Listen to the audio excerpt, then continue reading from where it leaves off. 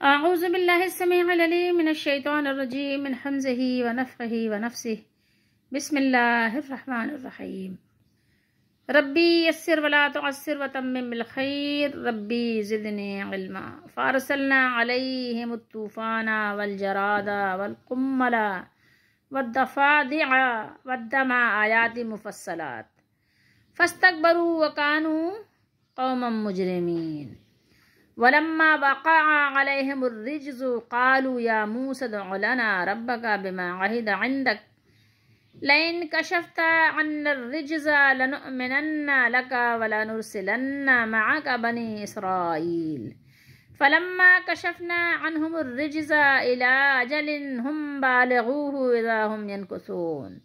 یہ 3 آیات مبارکہ ہیں 33 سے 35 133 سے 135 سورہ اعراف 9واں سپارہ. وہی قوم فرعون کا ہی ذکر چل رہا ہے. موسیٰ علیہ السلام کے معجزات اور قوم فرعون کی سرکشی اور اللہ تعالیٰ کی طرف سے مختلف عذاب کا ہی بیان ہے. اللہ نے فرمایا کہ پھر ہم نے ان پر طوفان، ٹڈی دل، جوؤں، مینڈکوں اور خون کا عذاب بھیجا. قملا کے بہت سے معنی ہیں. قملا کے متعدد معنی ہیں. حضرت ابن عباس رضی اللہ تعالیٰ عنہما نے فرمایا کہ قملا وہ گھن ہے جو گندم کو لگ جاتا ہے. گندم کے کیڑوں کو ہم کیا کہتے ہیں؟ گندم کے کیڑوں کو ہم گھن کہتے ہیں، گھن، ٹھیک ہے، جبکہ قملا بھی عربی میں کہتے ہیں. اور ابن زید وغیرہ کہتے ہیں اس سے مراد پسو ہیں، یعنی چھوٹے چھوٹے کیڑے نہیں ہوتے مختلف طرح کے. اور اس کا ایک معنی جوئیں بھی ہیں جو سروں میں ہو جاتی ہیں. ٹھیک ہے، آپ کہہ سکتے ہیں پسوؤں اور جوؤں نے انہیں جسمانی اذیت پہنچا کر ناک میں دم کر دیا. تو اسی وجہ سے یہاں ترجمے میں آپ کو نظر آ رہا ہے جوؤں. ٹھیک ہے، مینڈکوں اور خون یہ سب کیا تھا؟ عذاب کی شکل میں آیا. ٹھیک ہے، عذاب بھیجا. یہ الگ الگ نشانیاں تھیں. پھر بھی انہوں نے تکبر کیا، ایمان لانے سے تکبر کیا، اللہ کی آیات کو، اللہ کے نبی کو ماننے سے انہوں نے تکبر کیا، استکبار کیا. فاستکبروا، اور وہ لوگ تھے ہی کیا تھے؟ مجرم تھے. وہ مجرم بھی ایسے تھے نا جیسے پیشہ ور مجرم نہیں ہوتا، پیشہ ور فقیر، اسی طریقے سے وہ پیشہ ور مجرم بھی تھے. ٹھیک ہے، جب ان پر کوئی عذاب آتا تو کہتے اے موسیٰ تو، یعنی تم اپنے رب سے ہمارے لیے دعا کرو جیسا کہ اس نے تجھ سے عہد کر رکھا ہے. کس سے؟ آپ سے، یعنی موسیٰ علیہ السلام سے. اللہ کا وعدہ ہے، نبیوں سے اللہ کا وعدہ ہوتا ہے، تو اس طریقے سے تجھ سے عہد کر رکھا ہے. کیا کہتے وہ؟ یا موسیٰ ادعو لنا، ادعو دعا کیجئے ہمارے لیے اپنے رب سے، ربکا بما عہد عندک. ٹھیک ہے، اگر تو ہم سے، ان کا مطلب کیا ہوتا ہے؟ اگر. لئن کشفتا، کشف یعنی پردہ اٹھ جانا کسی چیز کا نا، ہٹ جانا. جیسے بہت سے لوگ کہتے ہیں نا ان کو کشف ہوتا ہے. کشف وشف کوئی چیز نہیں ہے. ٹھیک ہے، کشف کا معنی ہوتا ہے ہٹا دیا جانا کسی چیز کا. تو اگر یعنی تو ہم ضرور تجھ پر ایمان لے آئیں گے. اگر ہم سے یہ عذاب دور ہو گیا، ان الرجز لنؤمنن، لازمی طور پر ہم ضرور آپ پر ایمان لے آئیں گے اور آپ کے ساتھ بنی اسرائیل کو ضرور بھیج دیں گے. فرعون اور فرعون والے یہ کہتے ہیں اس کے سردار کہ یہ عذاب بس دعا کر دو کہ عذاب ہم سے دور ہو جائے اور ہم یہ جو بنی اسرائیل کو غلام بنا کر ہم نے رکھا ہوا ہے ملازموں کی طرح برا سلوک کرتے ہیں، ان کو چھوڑ دیں گے اور تمہارے ساتھ کر دیں گے، لے جاؤ اپنی قوم کو.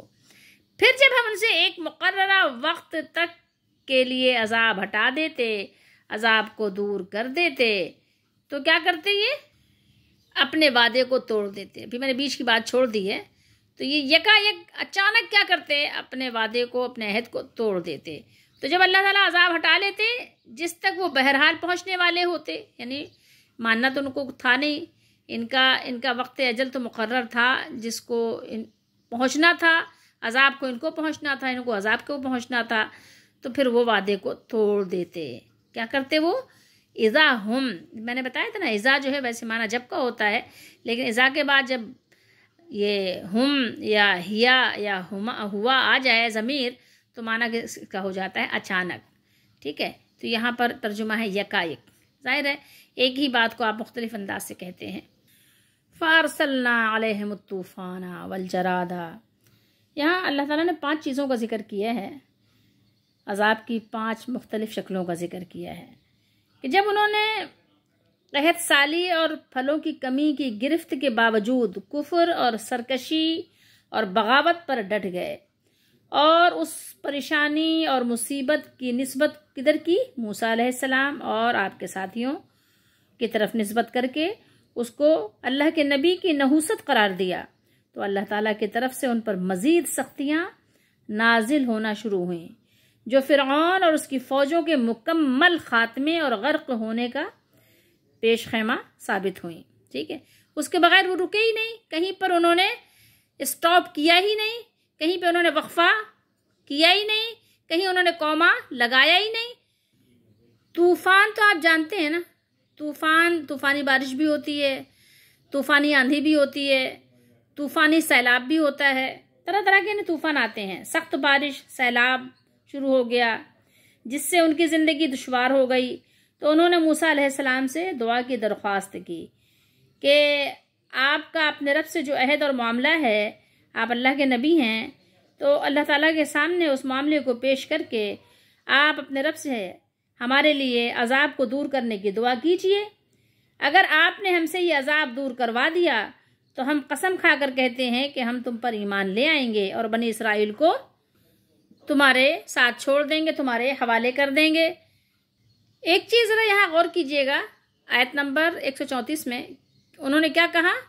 یا موسیٰ ادعو لنا، یا موسیٰ ادعو لنا ربکا، اپنے رب سے، آپ کا رب۔ ٹھیک ہے، یہ ظالم ایسے لوگ تھے کہ اب بھی اپنے اور ساری کائنات کے رب کو صرف موسیٰ علیہ السلام کا رب ہی کہہ رہے ہیں۔ موسیٰ علیہ السلام کے رب، حالانکہ رب تو ان کا بھی تھا۔ یہ نہیں کہا کہ ہم سب کے رب سے دعا کیجئے، بلکہ کہا کہ آپ اپنے رب سے دعا کیجئے ہمارے لیے۔ اور یہ صیغہ جو یہاں پر ہے لنؤمنن، شروع میں لام ہے، اور یہ میں آپ کو بار بار بتا دیتی ہوں تاکہ آپ کو قرآن سمجھنا آسان ہو۔ قرآن کو سمجھنا بہت ضروری ہے۔ یہ جو ننا ہے نا، یہ آخر میں جو نون ثقیلہ ہے، مشدد ہے، تو آپ کو پتہ ہونا چاہیے کہ لام تاکید اور نون ثقیلہ عربی میں قسم کا مفہوم بھی رکھتا ہے، قسم کا معنی بھی ہوتا ہے۔ ٹھیک ہے، ضرور بالضرور اور قسمیہ طور پر انہوں نے کہا کہ وہ ایمان لے آئیں گے اور بنی اسرائیل کو آپ کے ساتھ چھوڑ بھی دیں گے، آپ کے حوالے کر دیں گے۔ اور یہاں غور کیجئے کہ اللہ نے فرمایا فلما کشفنا عنہم الرجز، پھر جب ہم نے ان سے ایک مقررہ وقت تک کے لیے، مستقل طور پر تو نہیں، ایک ٹائم پیریڈ کے لیے عذاب کو اللہ نے دور فرما دیا۔ موسیٰ علیہ السلام کی دعا سے یہ عذاب ٹل گیا، تو مدت سے جو زمین سوکھی تھی، قحط سالی سے آپ کو پتہ ہے بارش نہ ہو کئی سال تک یا کئی مہینوں تک اگر بارش نہ ہو تو زمین کا کیا حال ہوتا ہے، آپ کو پتہ ہی ہے کہ ہر پتا سوکھ جاتا ہے، زمین مرجھا جاتی ہے اور پھر مٹی اڑانے لگ جاتی ہے۔ تو سوکھی زمین نے جب پانی کی فراوانی کی وجہ سے بے حساب چارہ اور غلہ پیدا کیا اور خوب آبیاری ہوئی، تو یہ خوشحالی انہوں نے جب دیکھا تو اس خوشحالی کے ساتھ بھی اللہ تعالیٰ نے ایک آزمائش ان کو دی کہ جب ان کو خوشحالی آئی تو وہ جتنے وعدے عہد و پیمان انہوں نے موسیٰ علیہ السلام سے کیے تھے سب بھول گئے، اور پھر کیا کہنے لگے یہ سیلاب تو ہمارے لیے راحت کا سامان تھا، نعمت کا سامان تھا، یہ سیلاب تو ہمارے لیے نہایت ہی نہایت خیر کا باعث تھا، خیر کا سبب تھا۔ تو مطلب یہ اس طرح کی فضول باتیں کرنا شروع ہو گئے۔ ٹھیک ہے، سیلاب آیا، زمین نے پانی پیا اور پھر زمین سے خوب چارہ، خوب کھانا، خوب غلہ خوب اگا، اب یہ ہماری نعمتوں کی فراوانی کا سبب بن گیا۔ اور پھر انہوں نے جو موسیٰ علیہ السلام سے وعدے کیے تھے سب وعدوں کو بھول گئے، فراموش کر دیا، جھٹلا دیا۔ والجرادہ، ٹڈی کا طوفان تو ہمارے دور میں بھی آ چکا ہے، مطلب جیسے کہ کھیتوں میں لگ جائیں اگر یہ تو برباد کر کے رکھ دیتی ہیں جہاں بھی یہ آ جائیں۔ بہرحال یہ ٹڈی کھانا جائز بھی ہے جس کو ہم جرادہ پڑھ رہے ہیں۔ بخاری شریف ہے، حدیث نمبر 5495 ہے۔ ابو یافور ہیں، انہوں نے بیان کیا ہے عبداللہ بن ابی اوفا سے کہ رسول اللہ صلی اللہ علیہ وآلہ وسلم کے ساتھ کہہ رہے ہیں کہ ہم نے 6 یا 7 غزوات میں شرکت کی ہے، شریک ہوئے ہیں۔ ہم آپ صلی اللہ علیہ وسلم کے ساتھ ٹڈی کھاتے تھے۔ کیا کھاتے تھے؟ ٹڈی کھاتے تھے، جرادہ جس کو ہم پڑھ رہے ہیں۔ اور اس حدیث کو امام مسلم نے بھی اور تقریباً محدثین نے بیان کیا ہے۔ 7 غزوات، غزوے، 6 یعنی 6-7 غزوات میں کہا، یعنی یاد نہیں ہے صحیح سے، او کا لفظ آ گیا ہے، ٹھیک ہے۔ اور کہنے نأکلو، ہم کھاتے تھے، یہ ہے الجرادہ یا نأکل الجرادہ، ٹھیک ہے، کھایا ہے۔ یعنی یہ سمجھ لیجئے کہ یہ کھانے والی چیز بھی ہے، کھائی بھی جاتی ہے، لیکن آپ کو پتہ ہے جب کثرت کے ساتھ یہ آ جائے تو یہ عذاب ہی ہے۔ کوئی بھی چیز کثرت کے ساتھ جب آپ کے گھر میں ہی گھس جائے اور ہر جگہ گھس جائے اور آپ کی چیزوں کو اجاڑ دے تو وہ عذاب کی شکل بن جاتی ہے۔ تو بہرحال جب یہ والجرادہ کا عذاب آیا ان پر کہ ہر جگہ یہی ٹڈیاں، ٹڈی دل، ہر جگہ جتنی ان کی فصلیں ہوئی تھی سبھی کچھ وہ کھا گئے، سبھی کچھ ان کا برباد کر دیا، ملیا میٹ کر دیا۔ جتنی وہ شیخی بگھار رہے تھے، جتنا وہ تکبر استکبار کر رہے تھے، سب ان کا جو ہے خاک میں ملا دیا۔ ٹڈیوں کا اللہ نے ایسا عذاب بھیجا جو ان کے درخت، چارے اور لکڑیاں تک سب چٹ کر گئیں، سب کھا گئے۔ پھر وہ آئے موسیٰ علیہ السلام سے ان کے پاس اور کہنے لگے کہ آپ اللہ تعالیٰ سے دعا کریں، دعا کی درخواست کی، ٹھیک ہے، جیسے کہ اللہ تعالیٰ نے یہاں ذکر فرمایا ہے کہ یہ عذاب دور ہو جائے گا۔ تو پھر خوشحالی کا ایک وقفہ آیا، بچی فصل سے بھی بے شمار غلہ پیدا ہوا جسے کاٹ کر انہوں نے اپنے گھروں میں رکھ لیا، محفوظ کر لیا، اور اپنے خیال میں کم از کم سال بھر کے لیے بے فکر ہو گئے ہوں گے، یا جتنے بھی بہرحال، اور موسیٰ علیہ السلام سے کیا ہوا پھر جو وعدہ تھا، عہد و پیمان، پھر انہوں نے اس کو ٹال مٹول کر دیا، بھول گئے، اور پھر وہی سرکشی پر اتر آئے۔ پھر اللہ تعالیٰ نے اب کیا بھیجا عذاب؟ تیسرا کیا آیا؟ قملا، ٹھیک ہے۔ یہ کسان کو، جو لوگ کھیتی باڑی کرتے ہیں ان کو اچھی طرح معلوم ہے کہ اگر غلہ رکھ دیں، کافی پرانا ہو جائے نا، تو اس میں ایسے گھن لگ جاتے ہیں، ایسے کیڑے لگ جاتے ہیں کہ کچھ عرصے بعد اگر آپ نے چاول رکھا ہے تو وہ چاول جو ہے نا کیا بنتا ہے؟ مٹی کی طرح آٹا بن کے رہ جاتا ہے۔ اسی طریقے سے دالیں ہیں، اسی طریقے سے گندم ہے، کوئی بھی چیز آپ رکھ دیں نا جو جنسی اشیاء ہیں، پھل آپ رکھتے ہیں تو ظاہر سڑ جاتا ہے، اس میں کیڑے پیدا ہو جاتے ہیں، پکی ہوئی چیز جیسے خراب ہو جاتی۔ اسی طریقے سے غلہ بھی آپ زیادہ عرصہ نہیں رکھ سکتے، جو رکھے بھی جاتے ہیں یا تو وہ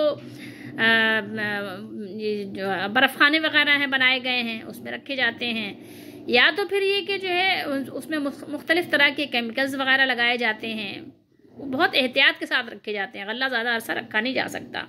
اللہ نے یہ ایک احسان کیا ہے بندوں پر کہ اگر غلے میں کیڑا نہ لگتا تو سب مالدار اپنے لیے جمع کر لیتے، برسہ برس کے لیے، غریب ویسے ہی فاقوں سے مر جاتے۔ تو بہرحال یہ قملہ یہ اس طرح سے ہے، سمجھ لیں کہ جو کچھ بھی ان کے اشیاء ان کے پاس تھی، جو انہوں نے اپنے لیے رکھ لیا تھا، جو سمجھ رہے تھے کہ یہ سیف کر لیا ہے ہم نے، کچھ عرصہ چل جائے گا، اس میں بھی اللہ تعالیٰ نے ایسے کیڑے پیدا کر دیے کہ وہ ان کو کھا کے ان کو مٹی کی طرح، آٹے کی طرح بنا کے رکھ دیا، برباد کر دیا۔ تو یہ قملہ مختلف یعنی کیڑوں کے لیے بولا جاتا ہے، کالے کالے کیڑے یا جو بھی گھن ان کے اس پہ لگ گئے، اور وہ انہوں نے بھی سب کھا کھو کے سب یعنی ان کا ملیا میٹ کر دیا، برباد کر دیا، اور فکر لاحق ہو گئے۔ جیسے آج اگر آپ غور کریں تو ہمیں بھی فکر لاحق ہے، بس اب گئے کہ تب گئے، اب دیکھو پتہ نہیں راشن ملے گا کہ نہیں ملے گا۔ بجائے اس کی کہ توبہ کریں، اللہ تعالیٰ سے استغفار کریں، راشن جمع کر رہے ہیں، سونا خرید کے جمع کر رہے ہیں، ڈالر جمع کر رہے ہیں، وہ بھائی اس سے کچھ ہونے والا نہیں ہے۔ اگر یہ اللہ کا عذاب ہے تو بغیر توبہ کیے جانے والا نہیں ہے۔ آپ نے اور ہم نے توبہ کرنی ہے، ٹھیک ہے، توبہ کرنے کی ضرورت ہے۔ توبہ کرنے کے بجائے آپ جو چیزوں پہ بھروسہ کر رہے ہیں، یہ جمع کر لو، وہ جمع کر لو، اس سے ہمارا جو ہے مستقبل اچھا ہو جائے گا، اس سے مستقبل اچھا ہو جائے گا۔ کسی سے مستقبل اچھا نہیں ہوگا جب تک اپنے مالک کو، اپنے رب کو راضی نہیں کریں گے۔ یہ بات سمجھنے کی ہمیں ضرورت ہے۔ بہرحال جب یہ عذاب کا انہوں نے مزہ چکھا اور پریشان حال ہو گئے تو پھر وہی فریاد لے کر آئے موسیٰ علیہ السلام کے پاس کہ آپ بس اللہ تعالیٰ سے دعا کر دیں، اپنے رب سے دعا کر دیں کہ یہ عذاب ٹل جائے، پھر ہم آپ کو جو ہے مان لیں گے، ایمان بھی لے آئیں گے، اور آپ کی قوم کو بھی آپ کے ساتھ چھوڑ دیں گے۔ لیکن پھر جب اللہ تعالیٰ نے ان پر سے عذاب ہلکا کیا، جو یہاں پر ذکر ہے، ہم نے پڑھا ہے نا، فلما کشفنا عنہم الرجز، جب اللہ تعالیٰ نے اس رجز کو پھر ان سے دور کر دیا، جو یہ رجز مختلف طور پر ان پر آ رہے تھے، تو اللہ نے پھر جب دور کیا تو پھر وہی اپنے خرمستیوں میں لگ گئے، پھر بھول گئے اپنے مالک کو، پھر بھول گئے اللہ کے رسول کو، پھر وہی سرکشی، وہی بغاوت، جیسے کہ لوگوں کی ایک روش ہوتی ہے۔ پھر یہ اس کو دفع دیا، والدفادع یعنی مینڈک کو کہتے ہیں، مینڈک، پھر اللہ تعالیٰ نے ان پر مینڈکوں کا عذاب بھیجا، اور یہ عذاب آتا بھی ایسے ہے کہ ایسا تھا کہ یعنی اگر چولہا جلانا چاہتے نا تو اس میں بھی مینڈک بیٹھے رہتے، آگ بھی نہ جلا پاتے، یعنی اس قدر شدید تھا۔ بستر پہ لیٹنا چاہتے نا تو سب کہتے ہیں کہ وہ مینڈک سے بھر جاتے، پورے بستر پہ مینڈک ہی مینڈک، اب لیٹیں تو کیسے لیٹیں، اب بیٹھتے تو پھر کہتے ہیں کہ گود میں بھی مینڈک آگے گر رہے ہیں، ہر جگہ مینڈک ہی مینڈک آ گئے ہیں۔ مطلب عذاب، ظاہر عذاب تو آپ جانتے ہیں کہ عذاب تو پھر عذاب ہوتا ہے، اللہ تعالیٰ ہم سب کو بچائے۔ تو پھر وہ پریشان حال ہوئے، پھر موسیٰ علیہ السلام کی طرف بھاگے۔ یہ ابھی تذکرہ اور بھی آئے گا، یہ صرف یہی نہیں ہے۔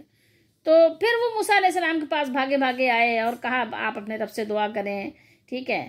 تو پھر آپ نے دعا کی اور اللہ تعالیٰ نے پھر وقفہ دیا ان کو۔ جب یہ عذاب سے ٹلنے کا وقفہ آیا، جب ان کو مہلت ملی، کچھ عافیت اور سلامتی نصیب ہوئی، تو پھر وہی اسی روش پہ آ گئے اور پھر اپنے وعدہ خلافی کی، نہ ایمان لائے اور نہ ہی بنی اسرائیل کو چھوڑا، ان کو آزادی بھی نہیں دی۔ وَالدَّمَ، پھر یہاں پر ذکر ہے کس کا؟ خون کا۔ پھر خون کا عذاب آیا۔ اب خون کا عذاب آیا، کس طرح آیا؟ تو بہرحال جتنا قرآن نے بیان کیا اتنا ہمارے لیے کافی ہے، کہ یعنی پانی بھی پینا چاہتے تو اس میں بھی خون شامل ہو جاتا، ٹھیک ہے۔ مفسرین نے یہی بیان کیا ہے، یعنی اس طرح سے ان پر عذاب آیا۔ بنی اسرائیل پانی پیتے تو پانی ہوتا، اور یہ پیتے تو کیا ہو جاتا؟ خون بن جاتا۔ اتنا عاجز اور پریشان حال ہو گئے۔ پھر وہی موسیٰ علیہ السلام سے فریاد کرنے لگے کہ آپ دعا کریں اپنے رب سے کہ یہ عذاب، یہ مصیبت ہم سے ٹل جائے۔ یہاں پر یہ جو کچھ اللہ تعالیٰ نے بیان فرمایا ہے، یہاں اصل مقصد بیان کرنے کا کیا ہے کہ کفار کو سختی اور خوشحالی کی آزمائش کی پرواہ نہیں ہوتی تھی۔ آپ یہ غور کیجئے، وہ پرواہ نہیں کرتے تھے بلکہ کفر پر اصرار کرتے تھے، اور اس یعنی اصرار کرنے کی وجہ سے جو ان کا انجام ہوا، اللہ تعالیٰ نے ہمیں اور آپ کو اس انجام سے ڈرایا ہے کہ مجھے اور آپ کو اس سے ڈرنا چاہیے، کہیں ایسا نہ ہو کہ ہمارے ساتھ بھی وہی اللہ کی سنت دہرائی جائے۔ آیات مفصلات، یہ الگ الگ نشانیاں تھیں، یہ تفصیل تھی مفصل، لیکن انہوں نے پھر بھی کیا کیا؟ تکبر کیا، استکبار کیا۔ وہ مجرم قوم کے لوگ تھے، وہ مجرم لوگ تھے، وہ بلکہ پیشہ ور مجرم بن چکے تھے۔ تو بظاہر آپ کو ایسا لگ رہا ہوگا کہ جیسے کہ یعنی یہ جو عذاب آئے ہیں تو یعنی جلدی جلدی سے یعنی ایک گیا دوسرا آیا، دوسرا گیا تیسرا آیا، ایک ہی دن میں عذاب آیا، ایک ہی دن میں چلا گیا، ایسا نہیں ہے۔ اس میں یقیناً وقفہ ہوگا۔ یہ نہیں ہے کہ بس آج اس کا عذاب آیا کل اس کا آیا، تو یہاں پر یہ ڈیٹیل نہیں ہے، لیکن یہ ہے کہ آپ کو پتہ چل جانا چاہیے کہ ظاہر ہے اس میں وقفہ ہوگا، کتنا عرصہ انہوں نے موسیٰ علیہ السلام کو ستایا ہوگا۔ بہرحال اس کی تفصیل تو اللہ تعالیٰ ہی کو معلوم ہے، لیکن بہرحال موسیٰ علیہ السلام کو بہت ستایا گیا، بہت تکلیفیں دی گئیں۔ ایون یہ کہ اللہ کے نبی صلی اللہ علیہ وسلم نے فرمایا کہ اللہ تعالیٰ موسیٰ علیہ السلام پر رحم فرمایا، ان کی قوم نے ان کو بہت اذیتیں دی ہیں۔ اور یہی نہیں، فرعون کی قوم نے جو موسیٰ علیہ السلام کو اذیت دی ہے وہ دی ہے۔ وہ قوم جو غلام بن کر رہ رہی تھی، بنی اسرائیل، جب اس کو چھڑا کر موسیٰ علیہ السلام لے گئے، جب اللہ تعالیٰ نے موسیٰ علیہ السلام کے ذریعے سے ان کو نجات دی ہے، تو اس قوم نے بھی موسیٰ علیہ السلام کو بہت اذیتیں دی، بہت تکلیفیں دیں، بہت الزامات لگائے۔ اب یہ جو 3 آیات ہم نے یہاں تلاوت کی ہیں، اس میں اپنے لیے بھی سبق دیکھ لیجئے کہ ہمارے لیے کیا سبق ہے۔ ہمارے لیے یہ سبق ہے کہ جب بھی ہمیں کوئی تکلیف آئے تو ہمیں توبہ کرنا چاہیے، فوراً اللہ کی طرف رجوع کرنا چاہیے، اور ڈرنا چاہیے کہ کہیں کسی ہمارے گناہ کی وجہ سے، اللہ کی نافرمانی کی وجہ سے، اور رسول اللہ صلی اللہ علیہ وسلم کے طریقے کو چھوڑ دینے کی وجہ سے یہ مشکل تو ہم پر نہیں آئی ہے، کہیں ہم نے اللہ کی ایسی کوئی نافرمانی کر کے اپنے مالک کو ناراض تو نہیں کر دیا۔ تو ہمارے لیے اس میں سبق یہ ہے کہ اللہ پر بھروسہ کرتے ہوئے، اللہ پر توکل کرتے ہوئے، اللہ تعالیٰ پر بھروسہ کر کے توبہ کیجیے، تاکہ آپ کا جو برا وقت ہے وہ اچھے وقت سے بدل جائے۔ یہ آزمائش، یہ عذاب کسی بھی قسم کا ہو سکتا ہے۔ یہ عذاب آپ کے کھانے پینے کی اشیاء کم ہو جائیں، بہت زیادہ مہنگائی بھی آپ کے لیے ایک عذاب کا باعث ہے، ظالم حکمران بھی عذاب ہیں۔ آپ یہ نہ سمجھیں کہ عذاب نہیں، یہ بھی عذاب ہے۔ ظالم حاکم آپ پر مسلط ہو جائے، یہ بھی آپ پر عذاب ہے کہ آپ نے اچھے وقت میں اپنے مالک کو یاد نہیں کیا، جب ہی آپ پر یہ برا وقت آ گیا۔ آپ نے اچھے وقتوں میں اپنے مالک کے ساتھ سرکشی بغاوت کی ہے، جس کی وجہ سے آج یہ دن دیکھنا پڑ رہا ہے۔